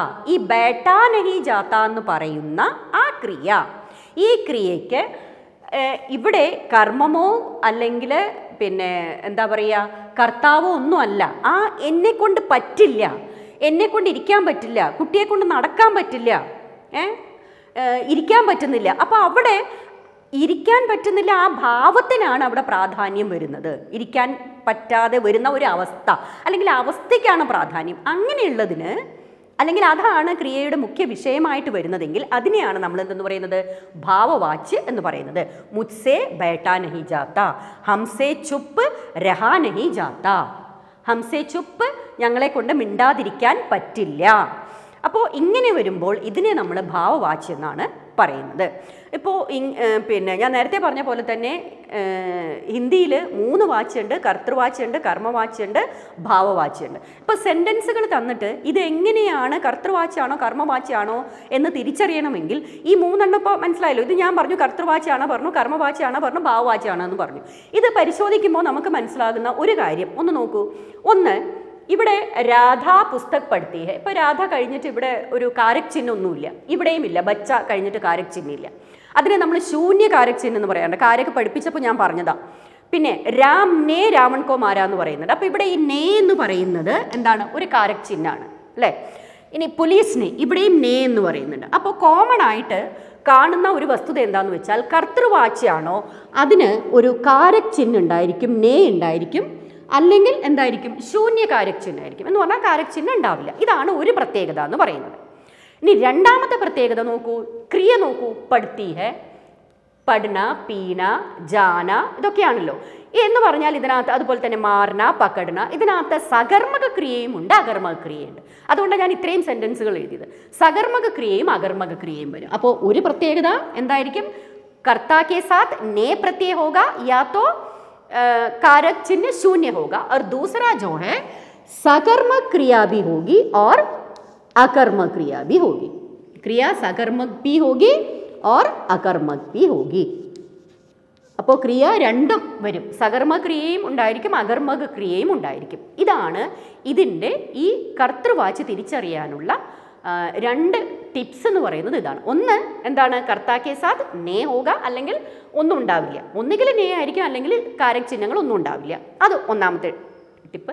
രണ്ടാമത്തത് ക്രിയ സകർമ്മകിലും വരും, അകർമ്മകിലും ഉണ്ടായിരിക്കും, രണ്ടും ഉണ്ടായിരിക്കും. കാരണം ഇപ്പോൾ പഠന എന്ന് പറയുന്നത് സകർമ്മക അകർമ്മകം തിരിച്ചറിയാൻ ഞാൻ കുറുക്ക് വഴി പറഞ്ഞു തന്നിരുന്നല്ലോ. ആരെ എന്തിനെന്ന് ചോദിച്ചു കഴിഞ്ഞിട്ടുണ്ടെങ്കിൽ ഉത്തരം കിട്ടുന്നുണ്ടെങ്കിൽ സകർമ്മക, കിട്ടുന്നില്ലെങ്കിൽ അകർമ്മക. അപ്പോൾ പഠന എന്ത് പഠിക്കുന്നു, പുസ്തകം. പീന ഇതൊക്കെ സകർമ്മകാണ്, ഇത് അകർമ്മകാണ്, ഇതും സകർമ്മകാണ്, ഇതും സകർമ്മകാണ്. അപ്പോൾ സകർമ്മക ക്രിയയും അകർമ്മക ക്രിയയും ഇതിനകത്തുണ്ട്. അതായേ ഇനി അടുത്തത് എന്താണ്, കർമ്മവാച്യാണ്. കർമ്മവാച്യത്തിൽ നോക്കൂ, കേ ദ്വാര എന്ന് പറയുന്നതുണ്ട്. മിക്കവാറും എല്ലാത്തിനും, മിക്കവാറും ഒരു 99% കേ ദ്വാര എന്ന് പറയുന്ന ഒരു വാക്ക് എന്തിന് ശേഷമുണ്ടായിരിക്കും, കർത്താക്കെ ബാദ്. കർത്താക്കെ ബാദ് കേ ദ്വാര ശബ്ദ കാ പ്രയോഗ ഹോത്താ ഹൈ. അപ്പോൾ ടീച്ചർ ഇവിടെ ഇത് എഴുതിയിട്ടുണ്ടല്ലോ, പദം കൂടി രഹി ഹേ എന്ന് പറയുന്നത്. അത് വളരെ റയറായിട്ട് 1-2 സെൻറ്റൻസുകൾ അങ്ങനെ ഉണ്ടാവാറുണ്ട്. അങ്ങനെയും ഉണ്ടെന്ന് അറിയാൻ വേണ്ടി ഒന്ന് എഴുതിയതാണ്. അല്ലാന്നുണ്ടെങ്കിൽ നിങ്ങൾ ഇതിനെ ഉടനെ കൊണ്ടുപോയിട്ട് കർത്തൃവാച്യയിൽ എഴുതണ്ടെന്ന് വിചാരിച്ചിട്ട് പറഞ്ഞതാണ്. അല്ലെങ്കിൽ വേണമെന്നുണ്ടെങ്കിൽ ഇനി കൺഫ്യൂഷൻ ആവുന്നുണ്ടെങ്കിൽ ഇത് വേണമെങ്കിൽ മായ്ച്ചു കളയാം, ഇതിൻ്റെ ആവശ്യമില്ല, ഇത് മാത്രം ഒന്ന് നോക്കിയാൽ മതി. കാരണം അതല്ലാണ്ട് തരാനുള്ള ചാൻസസ് വളരെ കുറവാണ്, സെക്കൻഡ് ലാംഗ്വേജ് അല്ലേ. കേ ദ്വാര എന്ന് പറയുന്ന ഒന്ന് കർത്താക്കെ സാത്ത് ഹമേശ ഹോക. കർത്താക്കെ സാത്ത് കേ ദ്വാര എന്ന് പറയുന്നത് ഒന്നുണ്ടായിരിക്കും, അതൊന്ന്. രണ്ടാമത്തേത് ഇവിടെ നോക്കൂ, പടി ജാത്തി ഹെ പിയാ ജാ രഹാ ഹെ. എപ്പോഴും ക്രിയ സകർമ്മക ക്രിയ ആയിരിക്കും. അകർമ്മക ക്രിയ ഒരിക്കലും വരില്ല, ഒരിക്കലും അകർമ്മക ക്രിയ വരില്ല. എപ്പോഴും ഇതെന്തായിരിക്കും, സകർമ്മക ക്രിയ ആയിരിക്കും. ഇനി ഇത് തിരിച്ചറിയാൻ ബുദ്ധിമുട്ടാണോ എന്ന് പറയേണ്ട, കാരണം നമ്മളിത് നേരത്തെ പഠിച്ചതാണ്. സകർമ്മക ക്രിയയാണോ അകർമ്മക ക്രിയയാണോ എന്ന് നമ്മൾ പഠിച്ചതാണ്. അപ്പോൾ സകർമ്മക ക്രിയ ഉണ്ടെങ്കിൽ ഇത് അപ്പോൾ നോക്കൂ, പിന്നെ കർമ്മവാച്യ തിരിച്ചറിയാൻ എളുപ്പമായില്ലേ. കർമ്മവാച്യ തിരിച്ചറിയാൻ എളുപ്പമാണെങ്കിൽ അതല്ല കർത്തൃവാച്യ തിരിച്ചറിയാൻ അതിനേക്കാളും എളുപ്പമായിരിക്കും ഇത്. കാരണം ഇതാണ് എനിക്ക് തോന്നുന്നു കുറച്ചും കൂടി തിരിച്ചറിയാൻ എളുപ്പമായിട്ട് വരുന്നത്. കാരണം ഒന്ന് കേ ദ്വാര എന്നുള്ളതുണ്ടാവും, ചിലയിടത്ത് നിങ്ങൾ സേ എന്ന് കാണും. നിങ്ങളുടെ ടെക്സ്റ്റിൽ ചിലപ്പോൾ സേ എന്നാണ് കാണുന്നത്, സേ എന്നുണ്ടാവുമായിരിക്കും. അത് ഞാൻ സേ എന്ന് എഴുതാത്ത എന്താണെന്ന് വെച്ച് കഴിഞ്ഞിട്ടുണ്ടെങ്കിൽ കേ ദ്വാര എന്ന് തന്നെയാണ് വേണ്ടുന്നത്. സേ എന്ന് എഴുതി കഴിഞ്ഞാൽ അത് ഭാവവാച്യയിലാണ് വരുന്നത്. അപ്പോൾ രണ്ടിടത്തും സേ വന്നു കഴിഞ്ഞാൽ നിങ്ങൾക്ക് ആകെ കൺഫ്യൂഷനായി പോകും. അപ്പോൾ കർത്തൃവാച്യ കർമ്മവാച്യയിലേക്ക് മാറ്റാൻ പറഞ്ഞാൽ ഒരിക്കലും സേ എന്ന് എഴുതണ്ട, നിങ്ങൾ കേ ദ്വാര എന്ന് എഴുതിയാൽ മതി. ഇതാണ് കറക്റ്റ് ആയിട്ടുള്ളത്. ടെക്സ്റ്റിൽ അഥവാ സേ എന്ന് കണ്ടു കഴിഞ്ഞിട്ടുണ്ടെങ്കിൽ ആ സേ ഉള്ളിടത്ത് കേ ദ്വാര എന്ന് അങ്ങോട്ട് എഴുതിയാൽ മതിയായിരിക്കും. അപ്പോൾ രാധാ കേ ദ്വാര പുസ്തക് പഠി ജാത്തി ഹെ, ബച്ചേ കെ ദ്വാര ദൂത് പിയാ ജാ രഹാ ഹെ. ഇങ്ങനെയാണ്. അപ്പോൾ എങ്ങനെയാണ് ഇത് തിരിച്ചറിയാനുള്ള രണ്ട് എളുപ്പ വഴികൾ, ഒന്ന് കേ ദ്വാര എന്നുണ്ടായിരിക്കും, രണ്ടാമത്തേത് എപ്പോഴും ക്രിയ സകർമ്മക ക്രിയ ആയിരിക്കും. അകർമ്മക ക്രിയ കർമ്മവാച്യയിൽ വരേയില്ല. കാരണം എന്താ, കാരണം നമ്മൾ നേ റൂളൊക്കെ പഠിക്കുമ്പോൾ സകർമ്മക്രിയ അകർമ്മക്രിയ കർമ്മവാച്യം എന്നാണ് പറഞ്ഞിരിക്കുന്നത്. കാരണം എന്താ? കർമ്മവാച്യം എന്നാണ് പറയുന്നത്. കർമ്മവാച്യം എന്ന് പറയുമ്പോഴത്തേക്കും കർമ്മ വേണം. കർമ്മമുള്ള ക്രിയ ഏതാ? സകർമ്മക്രിയ. അപ്പം അങ്ങനെ നോക്കിയാൽ മതി. അതുകൊണ്ടാണ് ഞാൻ പറഞ്ഞത് സകർമ്മക്രിയ മാത്രമേ വരുള്ളൂ എന്നുള്ളത്, അല്ലേ? ഇത് കർമ്മവാച്യമാണ്. കർമ്മവാച്യം എന്ന് പറയുമ്പോഴത്തേക്കും കർമ്മം വേണം, അതില്ലാണ്ട് പറ്റില്ലല്ലോ. കർമ്മമുള്ള ക്രിയ ഏത് ക്രിയയാണ്?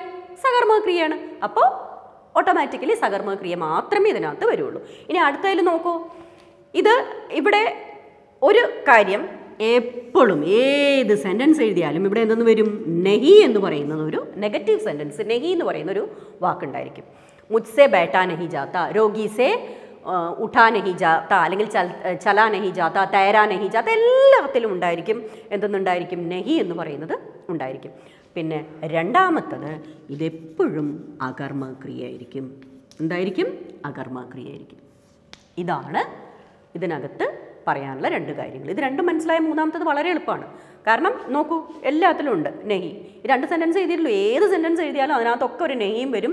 അതുപോലെ തന്നെ ഒരിക്കലും സകർമ്മക്രിയ വരില്ല. ഇവിടെ അകർമ്മക്രിയ മാത്രമേ വരുള്ളൂ. അപ്പോൾ നോക്കൂ, തിരിച്ചറിയാൻ എളുപ്പ വഴിയായില്ലേ? ഒന്നെന്താ?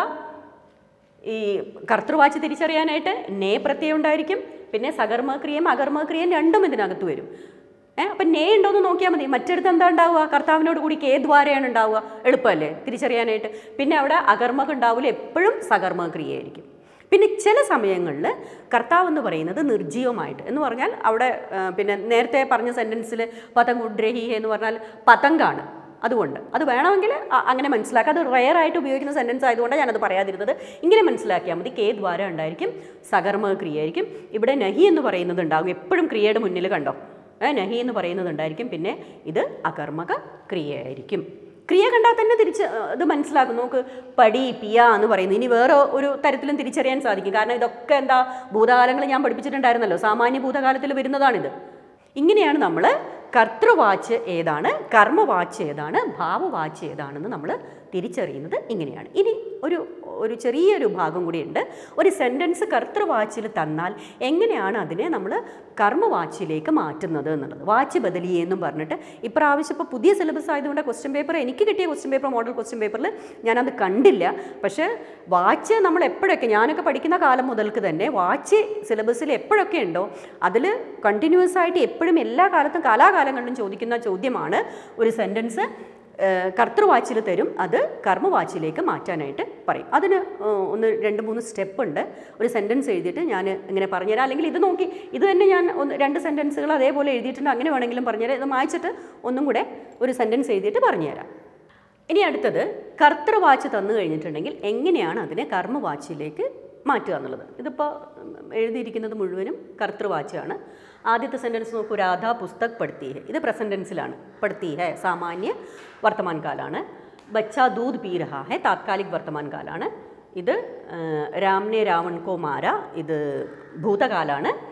പുലിസ്നെ ചോർ കോ പക്കട, ഇതും ഭൂതകാലാണ്. പക്കട ഹേ എന്നാക്കാം, അപ്പോൾ അത് ആസന്ന ഭൂതകാലാവും. ഇതൊരു സാമാന്യ ഭൂതകാലം, ഇത് ആസന്ന ഭൂതകാലം. ഇനി നമുക്ക് എങ്ങനെയാണ് ഒരു സെൻറ്റൻസ് തന്നു കഴിഞ്ഞാൽ ഇത് കർത്തൃവാച്യമാണ്, ഇതിനെ കർമ്മവാച്യത്തിലേക്ക് മാറ്റുന്നത് എങ്ങനെയാണെന്ന് നോക്കാം. അതിൽ ആദ്യത്തെ സ്റ്റെപ്പ്, ഇതിനകത്ത് ആദ്യം ചെയ്യേണ്ടുന്നത് ഇതിനകത്ത് കർത്താവ് ഏതാണെന്ന് നോക്കുക. അപ്പോൾ രാധ എന്നുള്ളതാണ് ഇതിൽ കർത്താവ്. എപ്പോഴും ആദ്യമായിട്ട് ചെയ്യേണ്ടത് കർത്താവിനോട് കൂടി എപ്പോഴും, നേരത്തെ പറഞ്ഞില്ലേ നമ്മൾ എങ്ങനെയാണെന്ന് തിരിച്ചറിയുന്നതെന്ന്, കേ ദ്വാര എന്ന് എഴുതി കഴിഞ്ഞാൽ അതിനെ തിരിച്ചറിയാമെന്ന് പറഞ്ഞു. അപ്പോൾ എപ്പോഴും കർത്താവിനോട് കൂടി എന്ത് എഴുതിയാൽ മതി? കേ ദ്വാര എന്ന് എഴുതിയാൽ മതി. അപ്പോൾ രാധാ കേ ദ്വാര.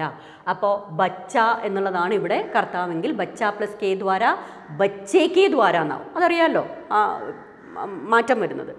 അപ്പോൾ അതേപോലെ തന്നെ ഇപ്പോൾ ഇവിടെ നോക്കൂ, രാധ പുസ്തക് പഠിത്തി ഹെ എന്നുള്ളത് ഞാൻ എന്തെന്ന് എഴുതി? രാധാ കേ ദ്വാര എന്ന് എഴുതി. അതാണ് ഫസ്റ്റ് സ്റ്റെപ്പ്. അപ്പോൾ ഒന്നാമത്തെ സ്റ്റെപ്പിൽ അപ്പോൾ നമ്മൾ ആദ്യം എന്താ ചെയ്യേണ്ടത്? ആദ്യം തന്നിരിക്കുന്ന സെൻറ്റൻസിൽ സബ്ജക്റ്റ് ഏതാണോ അത് നോക്കുക. എന്നിട്ട് അതിൻ്റെ കൂടെ എന്തെന്നാ ചേർക്കേണ്ടത്? കേ ദ്വാര എന്ന് ചേർക്കുക. ഇപ്പോൾ നോക്കുക, ഇവിടെ 4ാമത്തെ സെൻറ്റൻസിൽ രാം നേന്നുണ്ട്, പുലീസ് നേന്നുണ്ട്. അപ്പോൾ ഇനി അഥവാ നേയോ അതുപോലെ എന്തെങ്കിലും ഉണ്ടെങ്കിൽ അതങ്ങ് മാറ്റിയിട്ട് അതിന് പകരം എന്തെന്ന് ചേർത്താൽ മതി? കേ ദ്വാര എന്ന് ചേർത്താൽ മതി. അതാണ് ആദ്യത്തെ സ്റ്റെപ്പ്. എളുപ്പമായില്ലേ? ഇനി അടുത്തത് ക്രിയ ഒഴിച്ച് ബാക്കി എത്രയുണ്ടോ അത് അതേപോലെ എഴുതുക. അപ്പോൾ 2ാമത്തെ സ്റ്റെപ്പായേ. ക്രിയ എഴുതരുത്. ക്രിയ ഒഴിച്ച് ബാക്കി എന്തെങ്കിലുമൊക്കെ ഉണ്ടെന്നുണ്ടെങ്കിൽ അത് അതേപോലെ എഴുതുക. അപ്പോൾ രാധാ കേ ദ്വാര പുസ്തക് വരെ എഴുതി നമ്മൾ ഇത്ര എഴുതുക. ഇനിയാണ് മൂന്നാമത്തെ സ്റ്റെപ്പ്, പിന്നെ ഒരു നാലാമത്തെ സ്റ്റെപ്പും കൂടെ കഴിഞ്ഞാൽ നമുക്ക് ഈസി ആയിട്ട് ഒരു സെൻറ്റൻസിനെ കർത്തൃവാച്ചിനെ നമുക്ക് കർമ്മവാച്ചിലേക്ക് മാറ്റാനായിട്ട് സാധിക്കും. അപ്പോൾ ആദ്യം എന്താ നമ്മൾ ചെയ്തത്? രാധ എന്ന് പറയുന്ന സബ്ജക്റ്റ് രാധയാണ്, അതിൻ്റെ കൂടെ നമ്മൾ എന്ത് ചെയ്തു? കേ ദ്വാര എന്ന് ചേർത്തു. പിന്നെ അടുത്തത് എന്താണെന്ന് വെച്ചാൽ ക്രിയ ഏതാണോ, ക്രിയ നമുക്ക് തിരിച്ചറിയാമല്ലോ, ക്രിയ ഒഴിച്ച ബാക്കി ഭാഗം, ഇപ്പോൾ ചെറിയ സെൻറ്റൻസ് ആയതുകൊണ്ട് പുസ്തകം മാത്രമേ ഉള്ളൂ, അത് അതേപോലെ എഴുതുക. അപ്പോൾ ഇവിടെയാണെങ്കിൽ നമുക്ക് പോലീസിനെ ചോർക്കോ പക്കടാന്നുണ്ട്. അപ്പോൾ ഇവിടെ പോലീസ് കഴിഞ്ഞിട്ട് നേ ഉണ്ടെന്നുണ്ടെങ്കിൽ നേ മാറ്റിയിട്ട് എന്ത് എഴുതണം? കേ ദ്വാര എന്ന് എഴുതണം. പിന്നെ പക്കടാ ഹേ എന്നുള്ള അത്രയും ഭാഗം ഒഴിച്ചിട്ട് ചോർക്കോ ഇത്രയും വരെ എഴുതി വെക്കണം. ഇതേ ഇവിടെയും അതേപോലെ തന്നെ മാര ഒഴിച്ചിട്ട് രാവൺ കോ വരെ എഴുതി വെക്കണം. കോ വരില്ല കേട്ടോ, അത് പിന്നെ പറഞ്ഞുതരാം. അപ്പോൾ ഇത് ഇത്രയും എഴുതി വെച്ചു. എന്ത്? പുസ്തക് അവിടം വരെ എഴുതി വെച്ചു. ഇനി അടുത്തത് പഠ്ത്തി ഹേ എന്ന് പറയുന്നതാണ് ക്രിയ. ഇതിൽ നിന്ന് ക്രിയാധാതുവിനെ വേർതിരിക്കുക. ക്രിയാധാതുവിനെ വേർതിരിക്കാൻ അല്ലെങ്കിൽ ക്രിയാധാതു ഏതാണെന്നൊക്കെ നമ്മൾ നേരത്തെ പഠിച്ചിട്ടുണ്ട്. പഠ്ത്തി ഹേ എന്നുള്ളതിൻ്റെ ക്രിയാധാതു എന്താണ്? പടാണ്. പടെന്ന് പറയുന്ന ക്രിയാധാതുവിന് ഏത് ക്രിയാധാതുവിനെ കിട്ടിയാലും ഞാൻ ടെൻസസ് പഠിപ്പിക്കുമ്പോൾ പറഞ്ഞിട്ടുണ്ട്, ഏത് ക്രിയാധാതുവിനെ കിട്ടിയാലും അതിൻ്റെ 4 സാമാന്യ ഭൂതകാല രൂപങ്ങൾ എഴുതാനായിട്ട് എളുപ്പമാണ്. അത് നിങ്ങൾക്കറിയാം. പഠ, പഠേ, പഠി, പഠീം, ഇങ്ങനെയാണ് നമ്മൾ എഴുതുക. ഈ 4 എണ്ണത്തിലെ ഏതെങ്കിലും ഒന്നേ അവിടെ ആവശ്യമുള്ളൂ, ഒന്ന് എഴുതിയാൽ മതി. ആ ഒന്ന് ഏത് വേണമെന്നുള്ളത് പിന്നെ ഈ രാധ കേ ദ്വാര വന്നതുകൊണ്ട് പിന്നെ ഈ രാധ നോക്കേണ്ട ആവശ്യമില്ല. പുസ്തക സ്ത്രീലിംഗാണോ പുല്ലിംഗാണോ എന്ന് നോക്കുക. പുസ്തകം എന്ന് പറയുന്നത് സ്ത്രീലിംഗാണ്, അപ്പോൾ ഏതാ വേണ്ടത്? പഠി എന്നുള്ളത് മതി. അപ്പോൾ ഇത്രയും മനസ്സിലായോ? ഇതാണ് മൂന്നാമത്തെ സ്റ്റെപ്പ്. അപ്പോൾ ഒന്നും കൂടെ പറഞ്ഞുതരാം എന്താ ചെയ്യേണ്ടത്. ക്രിയ ഒഴിച്ച് ബാക്കിയുള്ള ഭാഗങ്ങൾ എഴുതി, അതാ രണ്ടാമത്തെ സ്റ്റെപ്പ്. അത് കഴിഞ്ഞാൽ ക്രിയയുണ്ട്, ക്രിയയിൽ നിന്ന് എന്താ എഴുതുക? ക്രിയാധാതുവിനെ മാത്രം അങ്ങ് മാറ്റുക. ക്രിയാധാതുവിനെ മാറ്റിയിട്ട് ആ ക്രിയാധാതുവിൻ്റെ എന്താ ചെയ്യേണ്ടത്? സാമാന്യ ഭൂതകാല രൂപങ്ങൾ എഴുതുക. സാമാന്യ ഭൂതകാല രൂപങ്ങൾ 4 എണ്ണം ഉണ്ടാവും, അതറിയില്ലേ? പുല്ലിംഗം ഏകവചനം, പുല്ലിംഗം ബഹുവചനം, സ്ത്രീലിംഗം ഏകവചനം, സ്ത്രീലിംഗം ബഹുവചനം.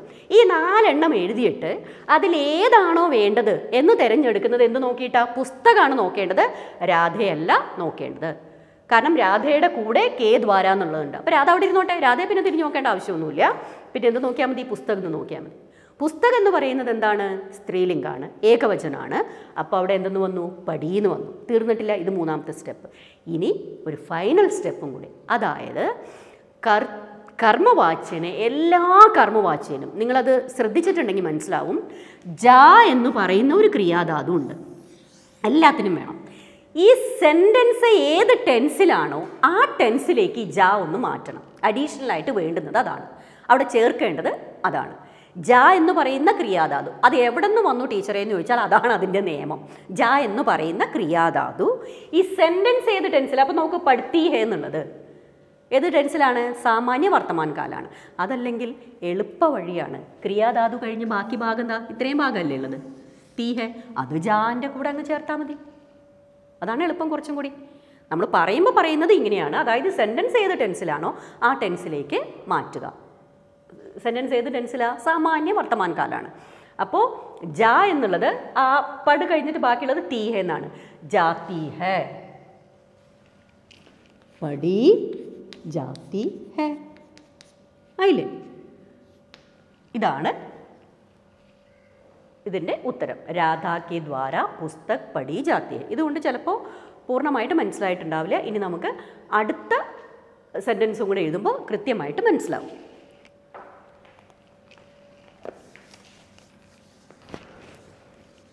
അടുത്ത സെൻറ്റൻസ് എന്താ? ബച്ച ദൂത് പീ രഹാ ഹൈ. ബച്ച ദൂത് പീ രഹാ ഹൈ എന്ന് പറയുമ്പോൾ ബച്ച എന്നുള്ളതിൻ്റെ കൂടെ കേ ദ്വാര ചേർക്കുക. ബച്ച പ്ലസ് കേ ദ്വാര ബച്ചേ കേ ദ്വാര എന്നാണ്, ബച്ച കേ ദ്വാര എന്ന് എഴുതരുത്, ബച്ചേ കേ ദ്വാര. പിന്നെ ഈ പീ രഹാ ഹൈ എന്ന് പറയുന്നതാണ് ക്രിയ, അതൊഴിച്ചിട്ട് ദൂത് ഇത് ഇതേപോലെ എഴുതുക. അപ്പം എന്തായി? ദൂത് ഇങ്ങനെ തന്നെ എഴുതി. ഓക്കെ, അത് ശരി. ഇനി പീ രഹാ ഹൈ എന്നുള്ളതിൻ്റെ ക്രിയാധാതു ഏതാണ്? പി ആണ്. പി എന്നുള്ള പറയുന്നതിൻ്റെ സാമാന്യ ഭൂതകാല രൂപങ്ങൾ നമ്മൾ നേരത്തെ പഠനം എഴുതിയ പോലെ തന്നെ എന്തൊക്കെയാണ് വരുന്നത്? പിയ, പിയെ, പി, പി, അങ്ങനെയാണ് വരുന്നത്. അപ്പോൾ അതിനകത്ത് നിന്ന് ഏതാണ് വേണ്ടതെന്ന് അറിയാനായിട്ട് നമ്മൾ പിന്നെ ബച്ച നോക്കേണ്ട ആവശ്യമില്ല. കാരണം ബച്ച എന്ന് പറയുന്ന വാക്കിൻ്റെ കൂടെ കേ ദ്വാര എന്ന് പറയുന്നത് വന്നു. പിന്നെ നമ്മൾ നോക്കേണ്ട എന്താണ്? ദൂതാണ്. ദൂത് പുല്ലിംഗം ഏകവചനമായതുകൊണ്ട് ബച്ചേക്ക് ദ്വാര ദൂത് പിയാന്നാണ് എഴുതേണ്ടത്, പുല്ലിംഗം ഏകവചനമായതുകൊണ്ട്. പിന്നെ അടുത്തത് എന്താ? ജ എന്ന് പറയുന്ന ക്രിയാധാതു സെൻറ്റൻസ് ഏത് ടെൻസിലാണോ ആ ടെൻസിലേക്ക് മാറ്റുക. സെൻറ്റൻസ് ഏത് ടെൻസിലാണ്? സെൻറ്റൻസ് എന്ന് പറയുന്നത് താത്കാലിക വർത്തമാന കാലമാണ്. അല്ലെങ്കിൽ എളുപ്പപ്പണി ഏതാ? ക്രിയാധാതു കഴിഞ്ഞ് ബാക്കി ഭാഗം ഏതാ? ഈ സാധനമല്ലേ രഹാ ഹെ എന്നുള്ളത്. അത് അതിൻ്റെ കൂടെ ചേർത്താൽ മതി, ജാൻ്റെ കൂടെ. അപ്പോൾ എന്തെന്ന് പറഞ്ഞു? പിയ ജാ രഹാ ഹെ. ഇങ്ങനെ ചേർക്കുമ്പോൾ ഓർക്കേണ്ട കാര്യം എന്താണെന്ന് വെച്ചാൽ ദൂത് എന്ന് പറയുന്നത് സ്ത്രീലിംഗാണോ പുല്ലിംഗാണോ ഏകവചനാണോ ബഹുവചനാണോ നോക്കിയിട്ട് വേണം ജാ രഹാ ഹെ എന്ന് വേണോ ജാ രഹി ഹെ എന്ന് വേണോ ജാ രഹേ ഹെ എന്ന് വേണോ എന്നുള്ളത് തീരുമാനിക്കാനായിട്ട്. അത്രയേ ഉള്ളൂ. അപ്പോൾ ഈ ഭാഗം ക്രിയാധാതു ഒഴിച്ചുള്ള ഭാഗം ചേർക്കാൻ പറയുമ്പോൾ അത് അതേപോലെ ചേർക്കുന്നതിന് പകരം ദൂത് എന്നുള്ളതിൻ്റെ ലിംഗ് ഓർ വചൻ അതും കൂടെ നോക്കേണ്ടത് അത്യാവശ്യമാണ്. മനസ്സിലായല്ലോ? ഇനി അടുത്തത് രാം നേ രാവൺ കോ മാര. പരമ്പരാഗതമായിട്ട് ഞങ്ങളൊക്കെ പഠിക്കുന്ന കാലം മുതൽക്ക് തന്നെ എപ്പോഴും കർത്തൃവാച്ചിക്കോ കർമ്മ വാച്യമേ ബദലിയെ എന്ന് പറയുമ്പോൾ തരുന്ന ഒരു സെൻറ്റൻസ് ആണ് രാംനെ രാവൺ കോ മാര. രാമൻ രാവണനെ കൊന്നു. അത് മലയാളത്തിലുണ്ട്. കർമ്മണി പ്രയോഗം കർത്തരി പ്രയോഗം എന്ന് പറയും. തിരിച്ചു പറയുമ്പോൾ രാമനാൽ രാവണൻ കൊല്ലപ്പെട്ടു. പക്ഷെ നമ്മൾ സാധാരണ അങ്ങനെ ഒരു പ്രയോഗം നമ്മൾ മലയാളത്തിലാണെങ്കിലും ഹിന്ദിയിലാണെങ്കിലും വല്ലാണ്ട് പ്രയോഗിക്കാറില്ല. രാമൻ രാവണനെ കൊന്നു എന്നല്ലേ പറയുന്നത്. രാമനാൽ രാവണൻ കൊല്ലപ്പെട്ടു. അപ്പോൾ ആ കൊല്ലപ്പെട്ടു എന്ന് പറയുന്ന ആ ക്രിയയിൽ രാമനേക്കാൾ അല്ലെങ്കിൽ ആ വിഷയം എന്ന് പറയുന്നത് വരുന്നത് അവിടെ രാവണാണ്, കർമ്മമാണ്. അതുകൊണ്ടാണ് അതിനെ നമ്മൾ കർമ്മവാച്യം എന്ന് പറയുന്നത്. രാമനാൽ രാവണൻ കൊല്ലപ്പെട്ടു. അതേപോലെ തന്നെ ഇത് മലയാളത്തിലാക്കുകയാണെങ്കിൽ പോലീസിനെ ചോർക്കോ പക്കട. പോലീസ് കള്ളനെ പിടിച്ചു. പോലീസിനാൽ കള്ളൻ പിടിക്കപ്പെട്ടു. ഇങ്ങനെയൊക്കെയാണ് നമ്മൾ അത് മാറ്റേണ്ടി വരുമ്പോൾ അതിൻ്റെ അർത്ഥം മാറുമ്പോൾ അങ്ങനെയാണ് വരുന്നത്. കാരണം കർമ്മവാച്യലാക്കുമ്പോൾ അങ്ങനെയാണ് വരുന്നത്. അതേപോലെ തന്നെ ഇവിടെ നോക്കൂ, രാംനെ രാവൺ കോ മാര എന്ന് പറയുന്നു. അപ്പോൾ ആദ്യം ഞാൻ പറഞ്ഞത് എന്താണ്? രാമാണ് കർത്ത. അപ്പോൾ അതിൻ്റെ കൂടെ എന്ത് ചേർക്കണം? കെ ദ്വാരാന്ന് ചേർക്കണം. അപ്പോൾ ഇവിടെ നേ ഉള്ളത് കൊണ്ട് നേ ഓൾറെഡി ഉണ്ടെങ്കിൽ ആ നേ അങ്ങ് മാറ്റുക. അപ്പോൾ രാം കെ ദ്വാര എന്നായി. ശരിയല്ലേ? ഇനി രാം കെ ദ്വാര രാവൺ പിന്നെ ഈ പറയുന്ന ഈ കോ ഒക്കെ ഉണ്ടെന്നുണ്ടെങ്കിൽ അതിൻ്റെ ആവശ്യമില്ല, അതങ്ങോട്ട് മാറ്റണം. വേറെ ഏതെങ്കിലും വിഭക്തി ചിഹ്നങ്ങൾ ഉണ്ടെന്നുണ്ടെങ്കിൽ എന്തിൻ്റെ കൂടെ? കർമ്മത്തിൻ്റെ കൂടെ വിഭക്തി ചിഹ്നം ഉണ്ടെങ്കിൽ അത് മാറ്റുക. അപ്പോൾ രാം കെ ദ്വാര രാവൺ, പിന്നെ കോ വേണ്ട കേട്ടോ. അതാണ് ഞാൻ നേരത്തെ പറഞ്ഞപ്പോൾ കോവിൻ്റെ ആവശ്യമില്ല എന്ന് ഞാൻ പറഞ്ഞത്. രാവൺ പിന്നെ മാര. ഇത് ഓൾറെഡി ഇതേതാ? സാമാന്യ വർത്തമാൻ സാമാന്യ ഭൂതകാലാണ്. അപ്പോൾ ഇത് സാമാന്യ ഭൂതകാലം ഓൾറെഡി ആയതുകൊണ്ട് പിന്നെ ഇതിനെ സാമാന്യ ഭൂതകാലിലേക്ക് മാറ്റേണ്ട ആവശ്യമില്ല. എന്ത് തന്നെ എഴുതിയാൽ മതി. പിന്നെ രാവണനായതുകൊണ്ട് ഏതാ? രാവണൻ പുല്ലിംഗം ഏകവചനല്ലേ, അപ്പോൾ മാരാന്ന് തന്നെ മതി. അപ്പോൾ മാര. പിന്നെ എന്താ അവിടെ ചേർക്കേണ്ടത്? ജാ എന്ന് പറയുന്ന ക്രിയാധാതുവിനെ എന്ത് ചെയ്യണമെന്നാണ് ഞാൻ പറഞ്ഞത്? സെൻറ്റൻസ് ഏത് ടെൻസിലാണോ ആ ടെൻസിലേക്ക് മാറ്റണം. അപ്പോൾ സ്വാഭാവികമായിട്ടും ചോദിക്കും, ടീച്ചർ ഇത് മാര കഴിഞ്ഞിട്ട് ഇവിടെ പി കഴിഞ്ഞിട്ട് രഹാഹ എന്നുള്ളത് ചേർത്ത പോലെ മാര എന്ന് കഴിഞ്ഞിട്ട് വേറെ ബാക്കിയൊന്നുമില്ലല്ലോ എന്ന്. ഇത് ഈ ജാ അത് ഞാൻ എളുപ്പ വഴിയാണ് പറഞ്ഞു തന്നത്. എന്ന് പറഞ്ഞാൽ ക്രിയാധാതു ഏത് ടെൻസിലാണോ ആ ടെൻസിലേക്കാണ് മാറ്റേണ്ടത്. അപ്പോൾ ഇത് സാമാന്യ ഭൂതകാലമായതുകൊണ്ട് ജാ എന്നുള്ളതിൻ്റെ സാമാന്യ ഭൂതകാലമാണ് ഗയാ ഗയേ എന്നൊക്കെ വരുന്നത്. ഇവിടെ രാവണൻ പുല്ലിംഗം ഏകവചനമായതുകൊണ്ട് മാര ഗയാ. മനസ്സിലായില്ലേ? ഇതാണ്. അതേപോലെ തന്നെ ഇത് എഴുതാം. പുലിസ്നെ ചോർക്കോ പക്കടാ ഹേ എന്ന് പറയുന്നത് എന്താണ്? പുലിസ്നെ എന്നുള്ളത് പുലിസ് കെ ദ്വാര ചോർ